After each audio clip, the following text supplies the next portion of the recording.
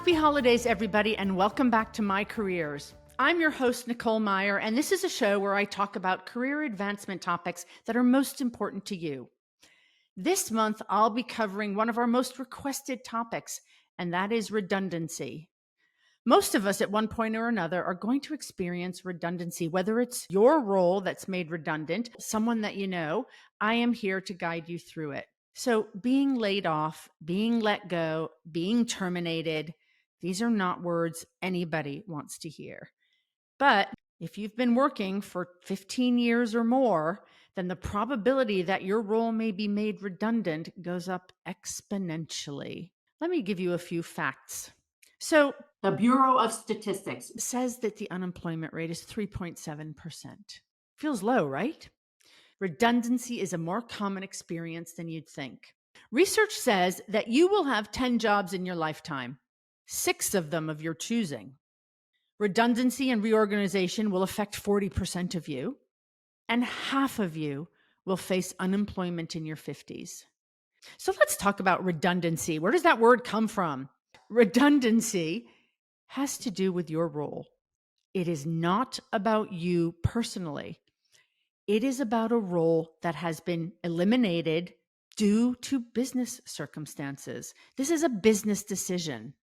It is not about you personally, unless you have had a performance issue and you are being let go because you are not meeting the expectations of the job. But more than likely, your redundancy is the result of a business decision and a reorganization that you have nothing to do with. The unfortunate thing is, it eliminates your job. Now, look, it is hard not to take that personally. It really is. Let me give you a personal example. I was made redundant at Citibank after being there for 15 years. I loved Citibank. I loved my job. I loved what I did. And in a reorganization, my role was made redundant. Now, I was a very high performer. I did really well, but business circumstances led to the elimination of my role. I was devastated. I was kind of embarrassed. I was ashamed. I really was. It really hit me. It was very hard not to take it personally. So here I am telling you not to take it personally, but it's hard not to. But I had to move forward. I needed a job, or maybe what I really needed was a new career, but I didn't know that yet. But I do recall telling myself that I needed to reframe my personal bias about redundancy. I had to let go of the devastation, the embarrassment, the shame. I had to understand that it's about a company not being able to support a role. So I set out to network globally, looking for guidance and assistance. I started networking with authenticity. I mean, I had a real need. Now, I will say, I never asked anyone for a job, but I went out to start exploring what my options were. So, as I said before, unless performance is your issue, your role is being cut due to a business decision. I think that's where you need to start recalibrating how you approach this, how you think about redundancy. Your impressions of redundancy may be very different from what I just shared, or they may be similar, but you need to reframe that and let go of that and start moving on. When I first heard my role was being eliminated, I had to grieve. I had to grieve and go through all of those other emotions. It doesn't feel good. It's devastating news. And you will go through disbelief and anger and sadness and a bruised ego. And ultimately, you will come out on the other side with acceptance. You may get there dragging and screaming and begrudgingly, but you need to get to acceptance because that is where your next position is. It's in the acceptance world, and that's where you need to go. So if you are made redundant, take some time, experience your emotions, let the feelings come in, but start to reframe how you approach this, what you think about this, and what you are going to do moving forward. So once you're ready, you're going to have to pick yourself back up. You really are. And you're going to have to start to think about what's next. Here are a few things you can do when you're ready to start looking for something new. Update your LinkedIn profile and update your resume. If it's been a long time since you've updated your resume, start over. Start over, think fresh, put down lots of data and metrics about your performance, your contributions, your value, what you do well. Make sure your resume is up to current standards and put your resume out there and update your LinkedIn profile. Then start to network. You're going to have to reintroduce yourself as you re-enter the professional world. I know it can seem daunting, but here's where you need to take a deep breath and you might have to fake it until you make it.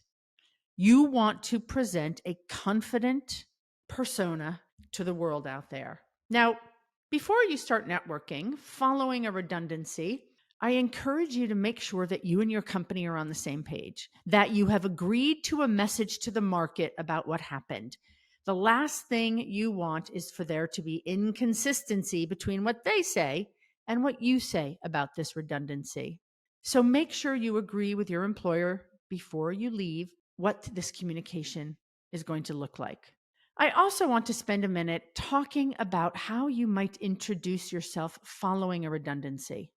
First of all, I would just come right out and say it, that your role was made redundant and you are looking for your next opportunity. The more you say about the circumstances around the redundancy, the more diluted your story sounds, and it will raise suspicion about the circumstances around your departure. So acknowledge it head on.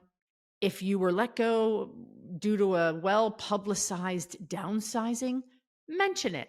Then talk about where you're going forward. People still have a stigma about redundancy, and you're going to have to help them walk through it themselves as they listen to you talk about what you want to do, how you can impact them, how you can add value, how you can contribute to their organization. You are going to have to take this head on and be brief, be succinct, have a short story, and move on. Again, the more you say, the more it raises suspicion about, what really did go on there? So when you are talking to people following a redundancy, you really need to speak about your accomplishments. And you need to speak about your accomplishments with financial metrics that illustrate your value to another company. So focus on how you've solved problems. Focus on how you've achieved X or Y, focused on how you've saved money, focused on how you've achieved efficiency. Whatever it is, you need to demonstrate how you can contribute meaningfully to a new company's ambitions and goals. So have financial metrics to support what it is you think you do well. And quantifying your contributions takes the subjectivity out of the equation. It makes it easier for prospective employers to understand your value. It also removes doubt about the circumstances of your redundancy. And by the way, practice your introduction with friends, practice them with your partner, practice them with a professional coach.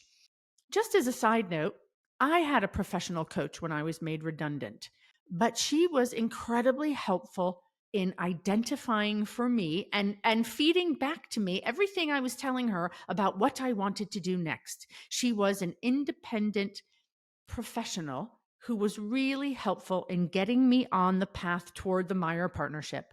We have now been in business for 14 years, going into our 15th year of recruitment, and I have absolutely found the job of my dreams. And I wouldn't have had that opportunity if I'd not been made redundant.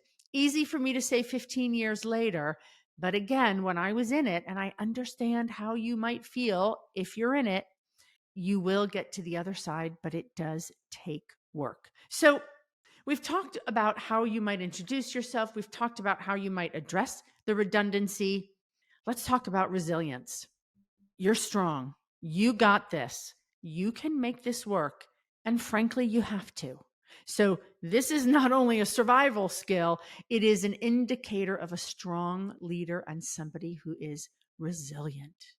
So if you are made redundant, go through your emotions. Take time to grieve. Then get back out there and get back out there as soon as you can. Remember, when you're introducing yourself, mention it head on, then talk about the future. Leave your old job behind. And by the way, don't ever badmouth your former company, ever. As you look forward to your next role, you're going to have to network, and you're going to have to network daily. You're going to need to be proactive. You're going to have to get out there introduce yourself, approach people you know and people you don't know. Soon I'll be releasing an episode about personal branding that will be helpful when you reintroduce yourself. But you're going to have to get out there and hustle. It's also helpful if you can leave your company with a reference or two, and you might ask them that before you go. Can you have a reference in writing that speaks to the reorganization and that your role was made redundant, that you've been a strong contributor over the years, etc.? It's helpful to have a reference if you need one. So go out there, show the world how resilient you are. Make sure your skills are current and matched to any role that you're applying for. If you're lacking some experience, go out and get it. Even volunteer in an organization to gain skills that you might need going forward. It's a tough time. You will feel stressed out. And you can acknowledge that with your friends, with your family, with your coach, with your supporters. But when you go out to present yourself to the world following a redundancy, you need to appear like you are on top of the world. I hope that's been helpful.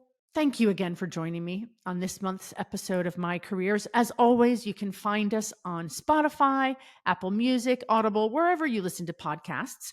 You can also find our episodes on YouTube at MeyCareers Podcast or on our website, meyerpartnership.com. If you have questions, if you'd like to suggest a topic, if you have feedback, if you have comments, please find me on LinkedIn. Please send an email to podcasts@meyerpartnership.com. I look forward to speaking with you all again.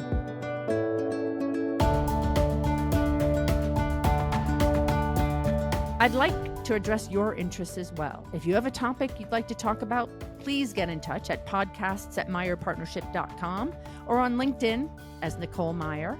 On Twitter, it's Nicole Meyer TMP, or you can visit our website, which is meyerpartnership.com. If you have any questions, you'd like to book me as a speaker, please email us at podcasts@meyerpartnership.com. You can find episodes of MeyCareers on our website, as well as on Spotify, Apple Music, Audible, anywhere you listen to podcasts. Like, subscribe, and listen to advance your career.